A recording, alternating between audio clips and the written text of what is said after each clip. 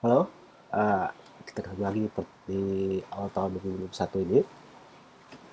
Semoga kalian semua sehat-sehat saja. Eh, kita semua dilindungi oleh Tuhan dan leluhur. Baik, kita akan melanjutkan pada pertemuan ke-15. Ini pertemuan terakhir sebelum kita masuk UAS. Nah, jadi kita masuk ke pertemuan materi yang paling belakang, yaitu evaluasi dan pengendalian strategi. Jadi sebelum libur kan kita melihat tentang implementasi strategi kita. Nah, sekarang kita evaluasi. Jadi kan biasanya itu kan dalam sebuah kerangka penyusunan strategi itu kan dari awal perumusan sampai pelaksanaan biasanya juga ada evaluasi biar nanti diperbaiki apa yang kurang-kurang, lalu di improve lagi di perumusan strategi yang di awal itu supaya selalu ada perbaikan tuh, kalau istilahnya tuh continuous improvement. Kalau di Jepang tuh kaizen, kaizen. Jadi selalu ada perbaikan-perbaikan kan sampai baik sekali. Nah,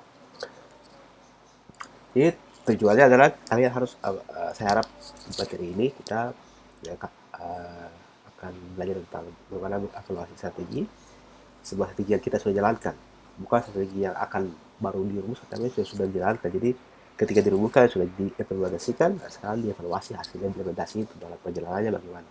Nah, jadi tujuan perkuliahan ini saya harap kalian mampu memahami bagaimana cara mengevaluasi sebuah strategi sehingga bisa bisa melakukan improve dan perbaikan tadi, karena itu penting. Jadi ya, kita buat satu kan pasti kan ada yang awalnya kan kita tidak tahu apa, meskipun kita sudah melakukan tes lapangan segala macam, tapi pada kenyataannya kan mungkin terjadi perubahan-perubahan seperti sekarang nih. Strateginya bagus tapi tiba-tiba ada pandemi langsung berubah semua tuh strateginya. Nah, mungkin ada perubahan supaya tahun ini, karena tahun ini kan meskipun sudah ada vaksin tapi tetap saja butuh waktu, sehingga mungkin dampaknya masih terasa sampai tahun ini atau tahun depan. Maka harus dilakukan perubahan atau penyesuaian strategi berdasarkan kondisi yang ada. Hah? Nah, jadi itu Ji. Kalau misalnya kita melakukan evaluasi sesuatu, itu kan gampangnya itu kan yang apa yang sudah kita lihat dan kita sudah kita kerjakan, lalu kita lihat perjalanannya tuh. Ketika dia kalau dari bisnis kan yang penting kan untung. Ketika untungnya sedikit atau tidak mencapai target sesuai kita punya perumusan awal, biasanya kita punya visi misi dan kita punya apa rencana strategi, maka kita akan melihat tuh apa yang keliru di situ. Jadi gitu, jadi pertama tuh kan kita tuh, kalau misalnya diukur biasanya itu kan dalam bisnis pasti kan uang yang masuk. Nah, kalau sedikit berarti kan apa yang salah gitu, apa kita mau biaya naik atau memang yang beli sedikit. Kemudian kita tentukan dia punya standarnya. Standarnya itu kan biasalah kalau misalnya kita sudah menetapkan oke, proporsi pasar kita tuh 10%, tiba-tiba yang ada cuma 8% atau 6% atau bahkan 2% misalnya. Nah, itu kita evaluasi. Kemudian kalau kita sudah menentukan, misalnya kita punya standar dan ukurannya itu berdasarkan uh, jumlah keuntungan atau presentasi pasar-pasar atau misalnya return of investment atau pengambilan modal investasi. Nah, dari situ maka kita harus menentukan poin-poin apa yang di, dilihat. Apakah hanya berdasarkan penerimanya saja atau profitnya saja, atau kita bagi berdasarkan apa kuartal, atau kita pakai semester, atau kita pakai triwulan. Nah, itu kita uh, tentukan juga. Lalu kita tetap saja kan kita harus uh, ketika kita melakukan evaluasi maka kita membandingkan apa yang sudah terjadi dengan apa yang kita rencanakan, misalnya gitu.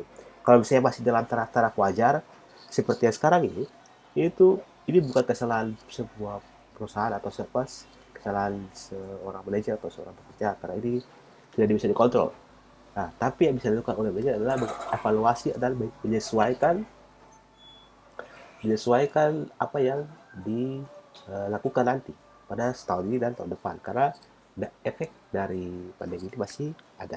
Nah, ketika sudah melakukan penilaian semua dari poin 1 sampai 4, nah sampai poin 5 ini harus benar-benar dilaksanakan dan diwujudkan dalam sebuah. Halo, maka ketika perbaikan-perbaikan yang dilakukan harus tuh diperbaiki di perumusan strateginya, sehingga pada pelaksanaannya nanti di tahun ini maka akan bisa ada penyesuaian, jadi mungkin target-target penjualan itu bisa tercapai.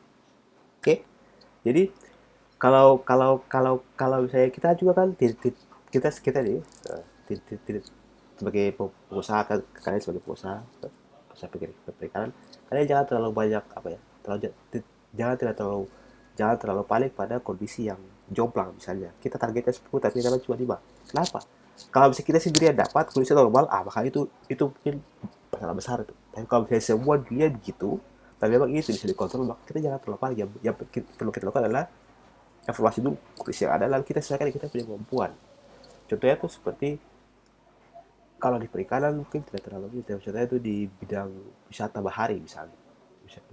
Wisata perikanan itu kan sangat terpukul sekali karena mereka tidak bisa buat apa, karena orang tuh ketika biasanya kan wisata bahari lokasinya tuh kan di daerah seperti kita nih, jauh dari Jakarta misalnya. Nah, itu butuh perjalanan ke sini, butuh perjalanan ke sini kan pada saat-saat tahun lalu tuh kan malah ditutup itu perjalanan.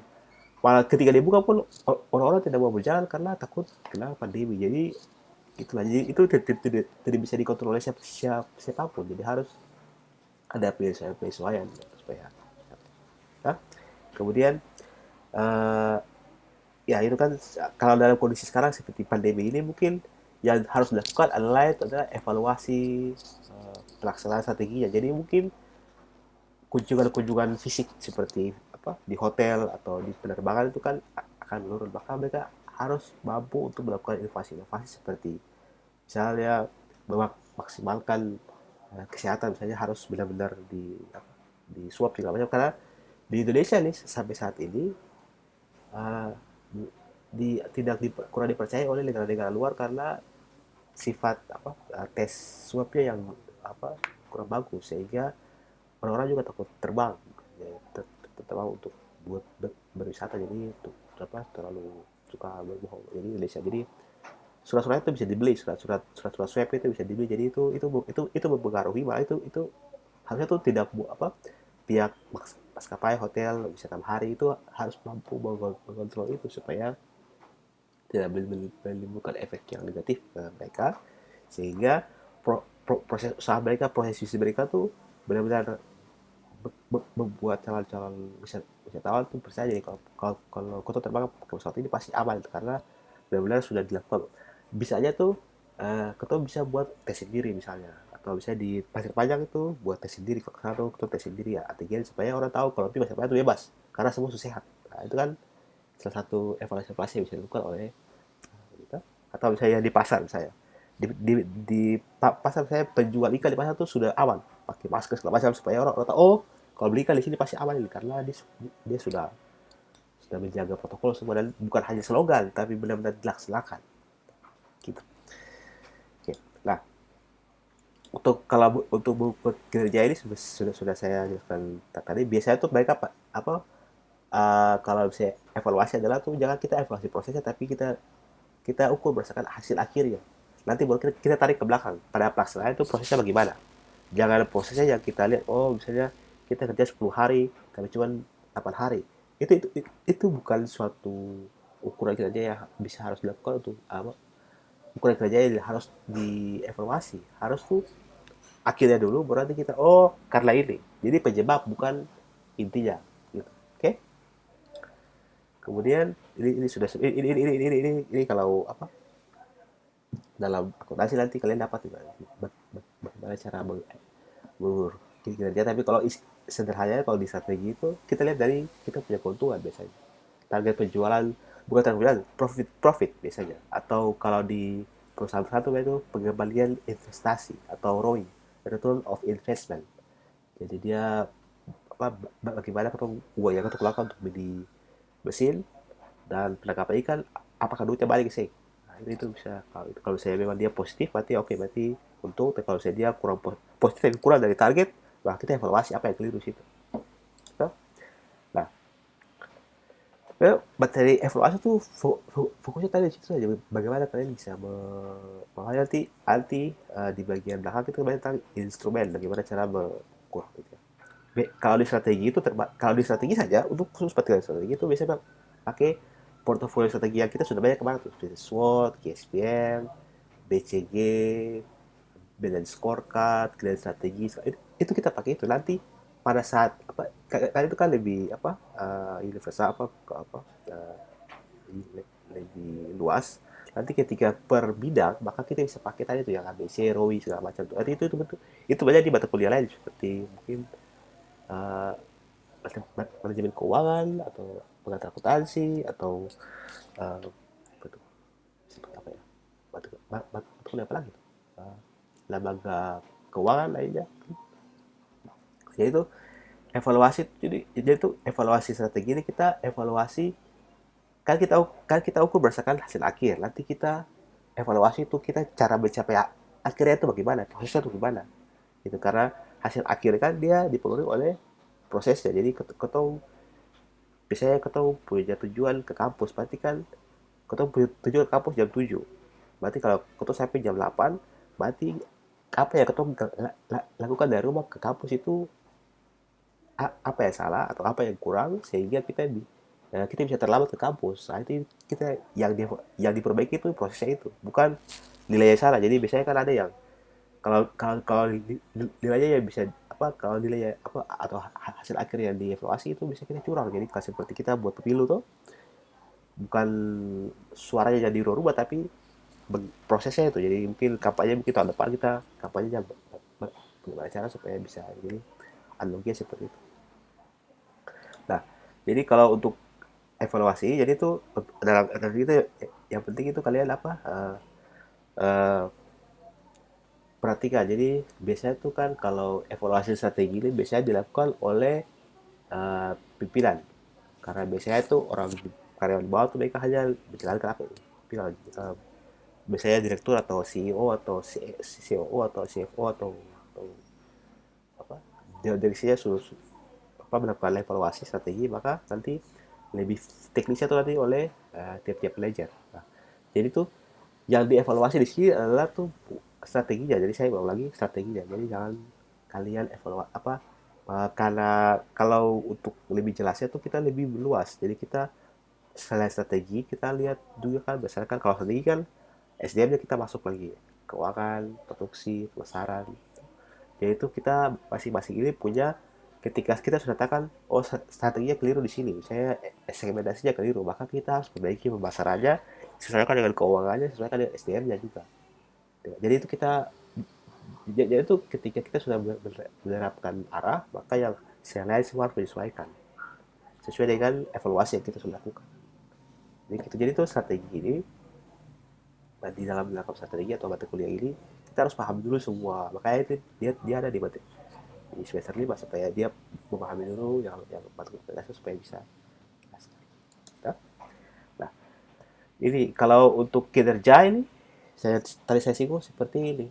ROI, return of investment itu penggalian modal atau earning per share atau ini kalau di dalam perusahaan-perusahaan yang sudah go public itu biasanya itu pendapatan dari sahamnya, dari saham dari saham. Biasanya itu kan untuk perusahaan perikanan kan hanya cuma di dua, tiga. Satu sudah tidak aktif, dua yang terdaftar di bursa efek perusahaan perikanan. Jadi tidak banyak. Biasanya itu cuma perusahaan-perusahaan yang apa? Perusahaan-perusahaan bisa di Dobo, di apa, OEO itu kan cuma perusahaan itu tapi tidak yang terdaftar di bursa efek. Jadi biasanya mereka tidak sebagian besar perusahaan perikanan tidak menggunakan kriteria kedua dia earning per share, mereka bisa pakai ke pendapatan atau ROI tadi itu ROI. Nah, kalau untuk return of equity juga bisa, tapi agak agak agak agak agak sulit karena biasanya tuh perusahaan-perusahaan perikanan ini dia tidak kurang begitu berfokus pada modalnya, tapi lebih ke apa uang yang modal barang, lebih ke ini karena ini kan bukan berbasis industri. Biasanya kan perusahaan-perusahaan perikanan kan berbasis atau berbasis mesin, tapi berbasis manusia. Jadi SDM ya kan, jadi punya kapal kapal satu tapi yang kerja banyak, jadi tidak kayak seperti perusahaan-perusahaan mobil misalnya yang benar-benar fokus misalnya mereka buat alat pakai robot-robot, itu baru. Nah, tapi kalau kita di perusahaan perikanan mereka pakai perusahaan perikanan biasanya kita pakai kontur atau pakai ROI untuk evaluasi kita punya indikator kita punya kinerja.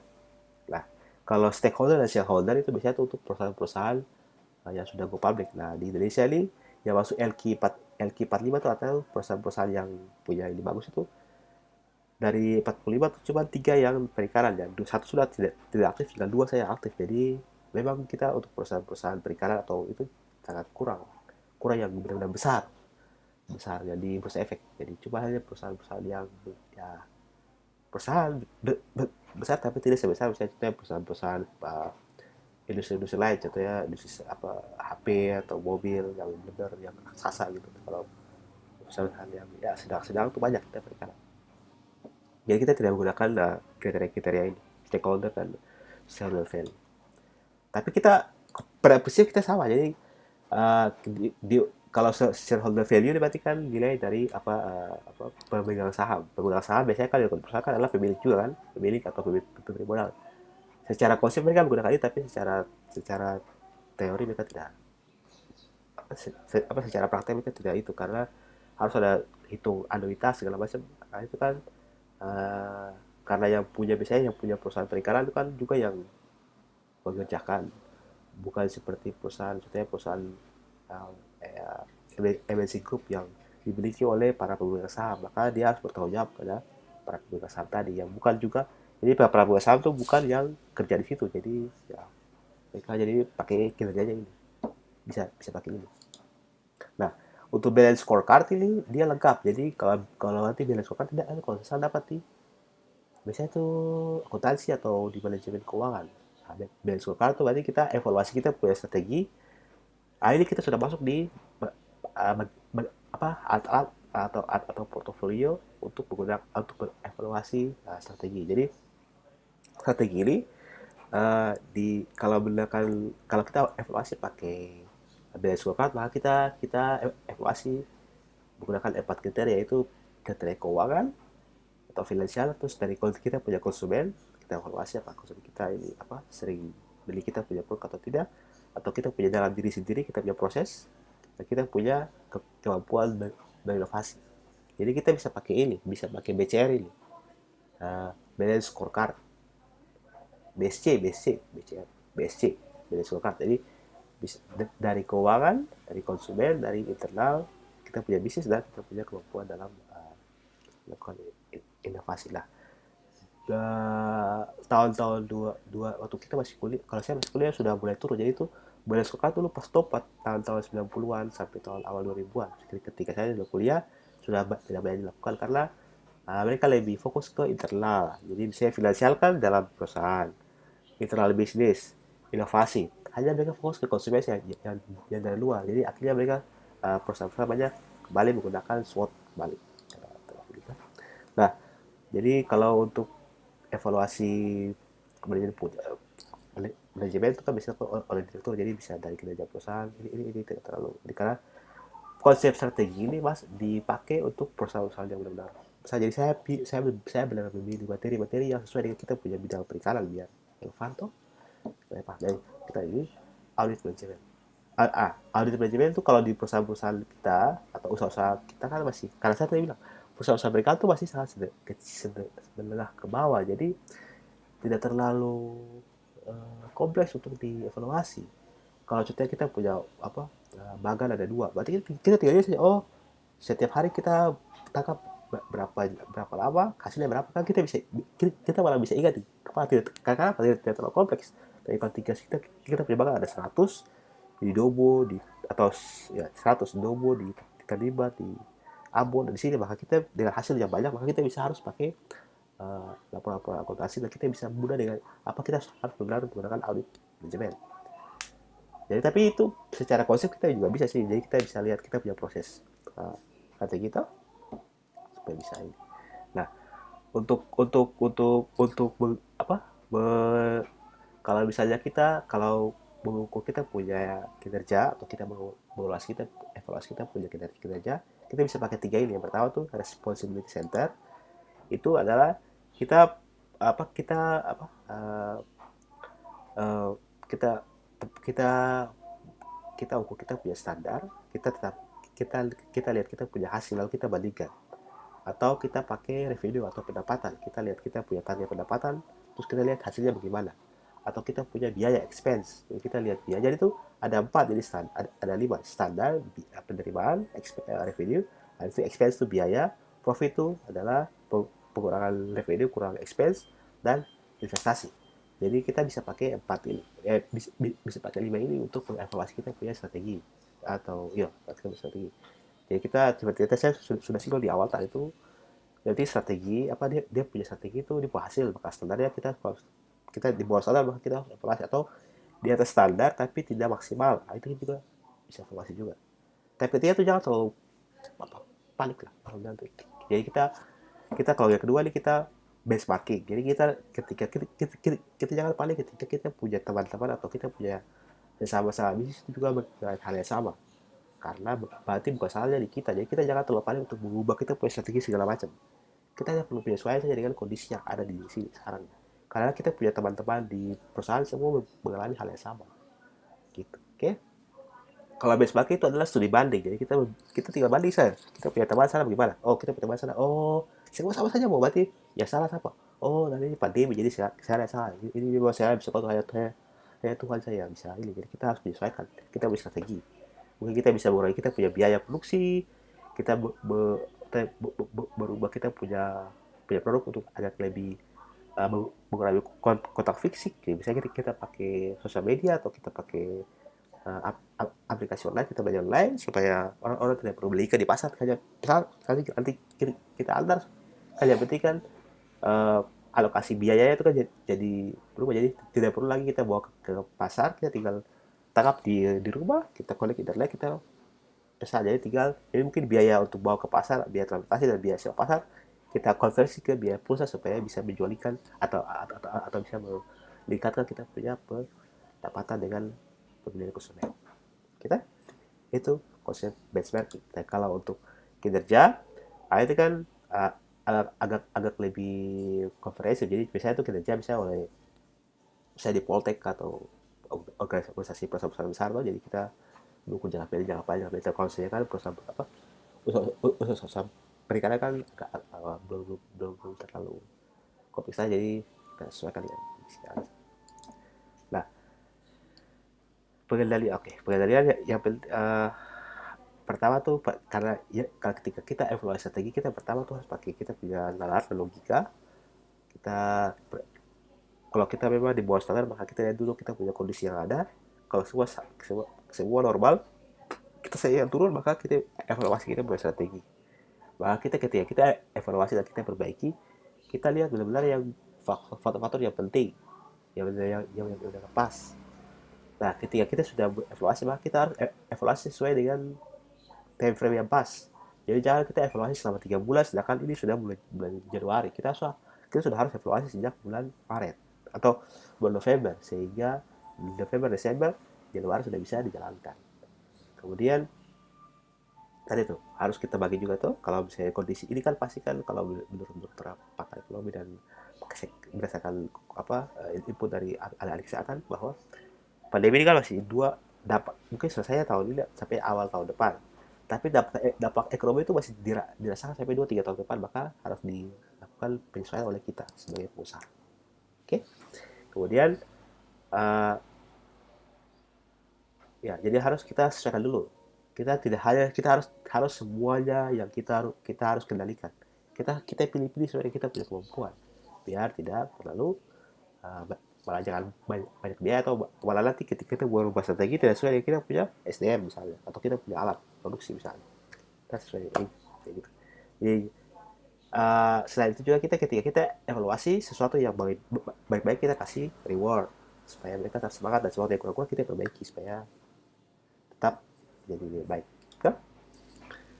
Oke, untuk audit strategi, jadi kita evaluasi nanti ada tugas kuis, nanti kalian pakai SWOT untuk mengevaluasi strategi. Jadi SWOT ini umum, jadi biasanya dia umum, dia kayak kita, karena SWOT kan ideal banyak diterima karena ada internal dan eksternal seimbang dua-dua, tidak seperti balance scorecard yang cuman ada 4 kriteria tapi 2-3 internal, satu yang eksternal. Kalau misalnya SWOT kan semuanya kan dari